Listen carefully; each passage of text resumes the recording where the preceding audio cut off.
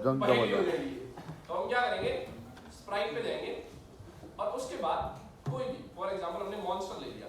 मैं एक चीज जो मैंने पहले नहीं बताई थी मैं बता देता हूँ कि जैसे हमारे पास बहुत अलग अलग कॉस्ट्यूम्स हैं, स्प्राइट्स के पास भी बहुत अलग अलग कॉस्ट्यूम है। आपको यहाँ कॉस्ट्यूम टैब दिख रहा है ऊपर नेविगेशन बार के नीचे, नेविगेशन बार पता है ना सबको, ये पर्पल वाली जो बार है इसके नीचे दिख रहा है कॉस्ट्यूम। जैसे आप कॉस्ट्यूम पे टैप करोगे तो ये जो स्प्राइट्स है आप जिस पे भी क्लिक करोगे वो स्प्राइट एग्जैक्टली वैसे दिखेगी। और मैंने इस पे क्लिक कर दिया, दिख रहा है वाली हो गई वहां, इस पे क्लिक कर दिया ऐसे दिखेगी।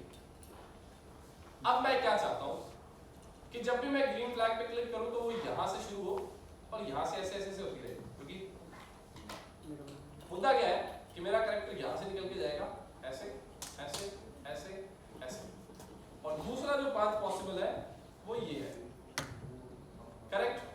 तो अगर मुझे एनिमी स्पॉट कहीं भी रखना है तो उसकी सबसे बेस्ट प्लेस क्या है, ये वाली प्लेस, क्योंकि दोनों ही जगह से वो क्रॉस हो रहा है। तो मैं क्या चाहता हूं, जब भी मैं ग्रीन फ्लैग पे क्लिक करूं मेरा एनिमी एग्जैक्ट यहां खड़ा हो। तो when green flag click, code क्या आएगा, मोशन। मोशन में कोड क्या, गो टू XY रख दिया। अब आपका कैरेक्टर कहीं भी हो, जैसे आप ग्रीन फ्लैग पे क्लिक करोगे वो यहाँ आ गया। अब यहाँ आने के बाद अब अगर फिक्स यहीं रहेगा तो हम क्रॉस ही नहीं कर पाएंगे, तो फिर रास्ते बंद हो गए। तो हम क्या चाहते हैं, ये यहाँ से यहाँ तक चल के जाए, गायब होके नहीं, सडनली नहीं जाना चाहिए, ये ग्लाइड करता हुआ जाए। तो मोशन में गो टू के अलावा एक और कोड है, ग्लाइड। तो आपको जहां ग्लाइड करके लेके जाना है आपने ग्लाइड लिखा और उसके बाद उसके नीचे ग्लाइड लिख दिया। इतना क्लियर है? और उसके बाद ये यहां से वापस ग्लाइड करके यहां आ जाना चाहिए।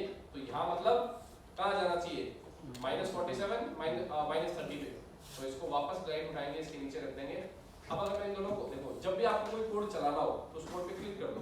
मैं इस कोड के टॉप पे क्लिक कर रहा हूं, ये करेगा।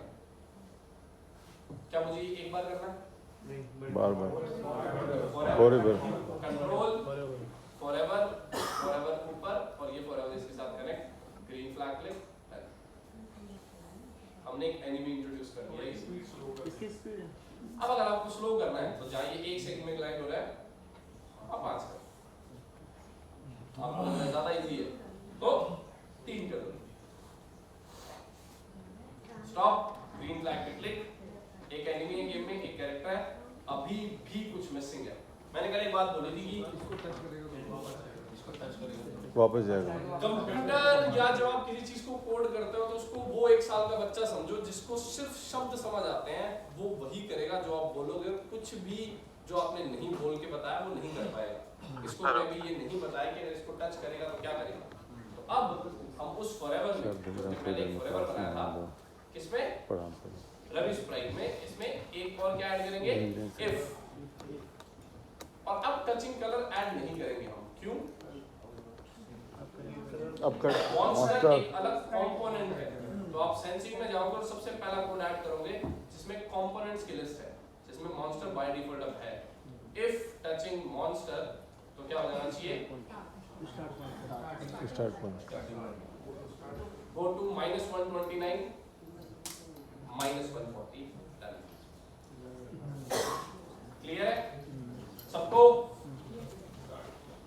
ये गेम है जिसमें हमने एक बेयर मिनिमम ड्राफ्ट बना लिया और उसके बाद एक level of feature add on कर दिए।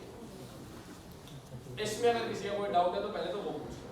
सर मैं कोडिंग करते हैं सीक्वेंस का इसमें रोल है क्या, कौन सा पहले लिखा जाएगा कौन बाद में? अब अगर फॉर एग्जांपल ये गो टू था, मैं अगर इसको फॉरएवर के अंदर रख दूंगा, ये गो टू क्या कर रहा था, उसको स्टार्टिंग पोजीशन पे लेके जाना था। अगर मैंने इसको फॉरएवर के अंदर रख दिया तो आप कितना ही मूव कर लो वो हमेशा बाय डिफॉल्ट स्टार्टिंग पोजीशन पे आता रहेगा। सीक्वेंस का बिल्कुल रोल है सर। सबसे पहले आपको वो सीक्वेंस रखनी है जो आपको चलानी है, उसके बाद वो सीक्वेंस रखनी है जो उसके बाद चलानी है।